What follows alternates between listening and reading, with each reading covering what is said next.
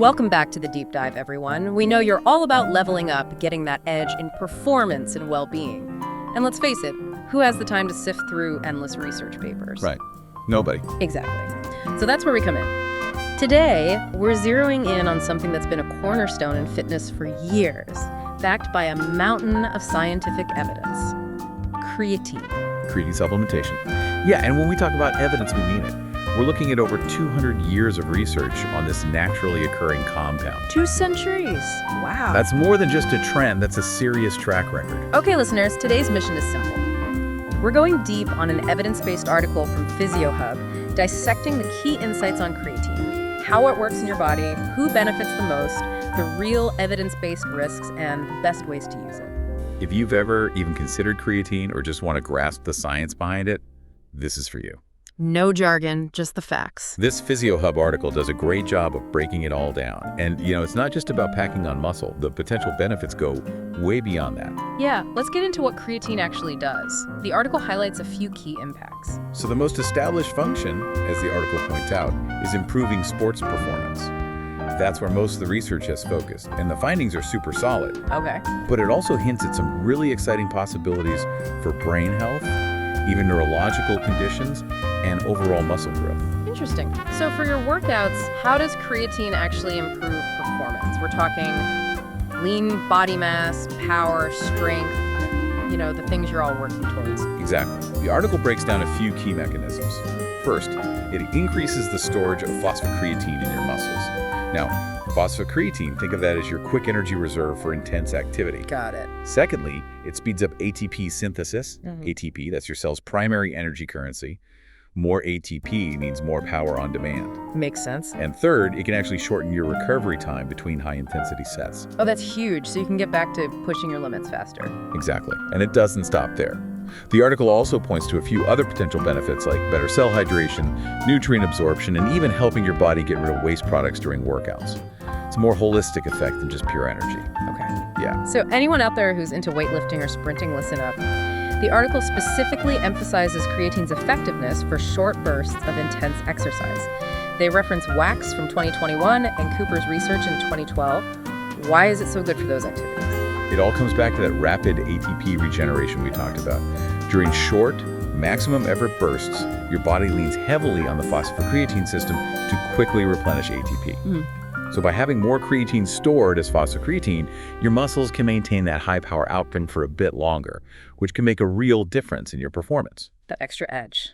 Now, the article does mention that the impact on endurance exercise isn't as clear, and there's a note about a possible increase in body mass.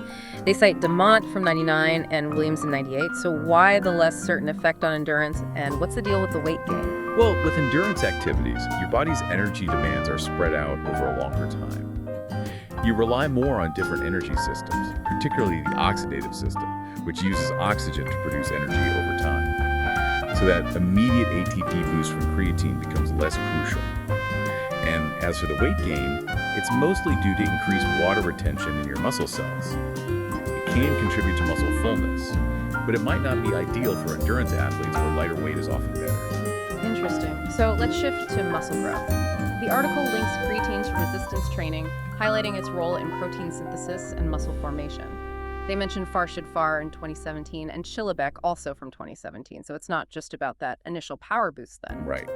That power boost lets you train harder and lift heavier, which does lead to muscle growth over time, but creatine also seems to directly impact muscle protein synthesis. It helps create a better environment for growth and repair within the muscle tissue itself. So there's a two-pronged effect. Now, one thing that really stood out to me was the benefits for older adults. Yeah, Chilibek's research in 2017 showed significant gains in lean muscle mass and strength in older adults using creatine. Wow. This is crucial for maintaining mobility, independence, and quality of life as we age. Absolutely. And it's important to remember, as the article points out, everyone responds differently. For sure. Genetics, training status, diet, all these things can influence how you respond to creatine. Okay, let's talk about a topic that always comes up with supplements and potential risks. What does the research say about creatine safety? Well, this is interesting because, contrary to some popular beliefs, the research actually paints a pretty positive picture for healthy people. The article highlights Grengen's findings in 2020, showing no major side effects in women. which aligns with earlier studies by Portmans in 2000 and Kim in 2011, who also found no harmful effects in healthy individuals. Okay, that's good news for a lot of people, but the article does mention some warnings, specifically about kidney health, citing Kim from 2011 and Devani Davari in 2018. What should people be aware of here? Yeah, this is super important. The caution is specifically for people who already have kidney disease or are at risk of kidney problems. Right. For them, high-dose creatine could potentially worsen existing issues. So the takeaway is, while it's generally safe for healthy individuals, if you have any concerns about your kidneys, talk to your doctor before you even think about using creatine. Exactly. And the article stresses that while short-term safety looks good, more research is always needed to fully understand the long-term effects, especially in vulnerable groups. Makes sense. Okay, let's get practical. When and how much creatine should you take? The article says creatine monohydrate is the go-to form. Why is that? Creatine monohydrate is the most studied form. Almost all the studies that prove its effectiveness and safety use this form. Plus, it's usually the most affordable. Makes sense. And they recommend a two-phase approach, loading and maintenance. Can you explain that? Sure. The loading phase is meant to boost creatine levels in your muscles quickly. The article suggests taking about 0.3 grams per kilogram of body weight per day for 5 to 7 days, based on Hall's 2013 research. This higher initial dose helps saturate your muscles with creatine. And then? Once your creatine levels are up, you shift to a lower maintenance dose. Okay. The article recommends around 0.03 grams per kilogram of body weight per day, based on MESA's 2002 findings. So this lower dose helps maintain the benefits.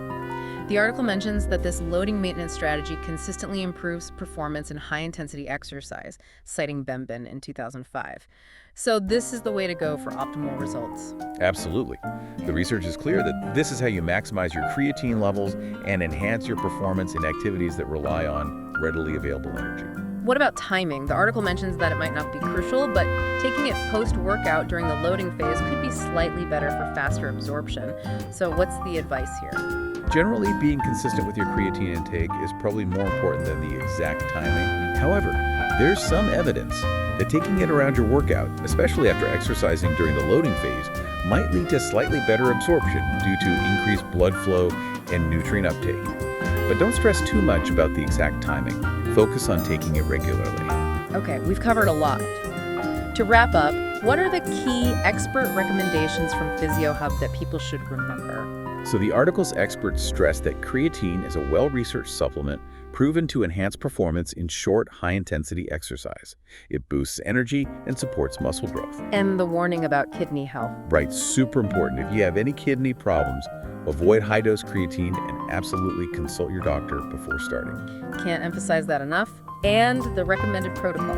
They recommend the loading phase, followed by the maintenance dose to optimize your creatine levels and get the most out of it. So, for anyone considering creatine, weigh the potential benefits against any personal risk factors, understand the correct usage, and as the article recommends, talk to your doctor or a qualified medical advisor before starting, especially if you have any health conditions. Absolutely. Make informed choices based on the science. All right, that's our deep dive into creatine supplementation. Thanks for joining us. Glad to be here. It's always good to understand the science behind these performance and wellness strategies. And now for a final thought. If creatine, a seemingly simple, natural substance, can impact us in so many ways, from muscle function to potential brain benefits, what other natural compounds might be out there with untapped potential for improving our performance and health? It's something to ponder until our next deep dive.